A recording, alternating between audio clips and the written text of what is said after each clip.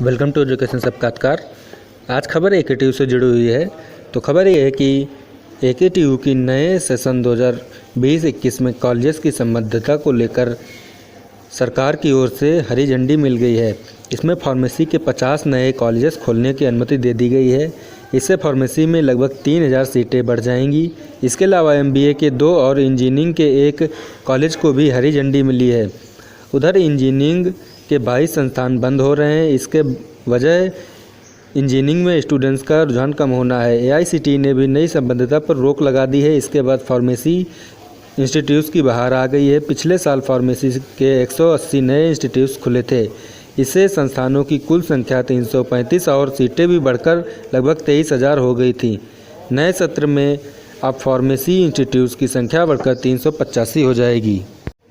आपको बता दें कि नए सत्र की संबद्धता के लिए 55 फार्मेसी, 76 इंजीनियरिंग व 4 मैनेजमेंट इंस्टीट्यूट्स के आवेदन मिले थे।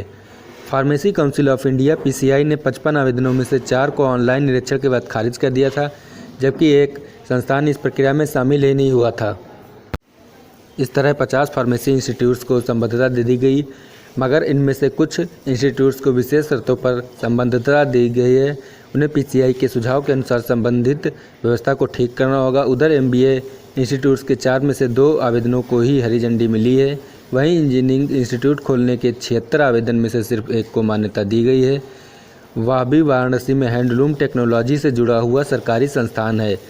इस तरह इंजीनियरिंग इंस्टीट्यूट्स के 75 आवेदन खारिज हो गए। आपको बता दें कि पिछले शैक्षिक सत्र में AKTU से जुड़े हुए इंस्टीट्यूट्स की कुल संख्या 756 थी, लेकिन वर्तमान सत्र में 55 नए इंस्टीट्यूट खुलने के बावजूद कुल इंस्टीट्यूट्स की संख्या व सीटों पर बहुत फर्क नहीं पड़ेगा।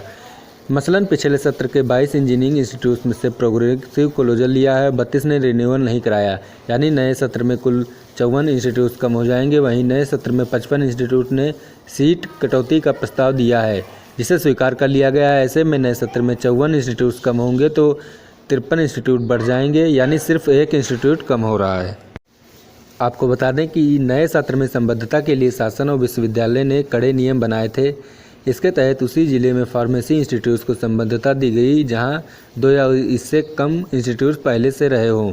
अगर वहां 3 या उससे ज़्यादा इंस्टीट्यूट हैं तो वहां प्रवेश 80% होना चाहिए। अन्यथा जहां पहले से कई इंस्टीट्यूट हैं और दाखिले पहले से कम हैं, वहां संबद्धता नहीं दी गई। साथ ही उन्हीं इंस्टीट्यूट को मान्यता दी गई जिन्हें पहले PCI या AICTE से NOC मिल चुकी थी। Thanks for watching this video. Education से जुड़े ऐसी खबरें और अन्य अपडेट्स पाने के लिए हमारे चैनल को सब्सक्राइब करें। Thank you.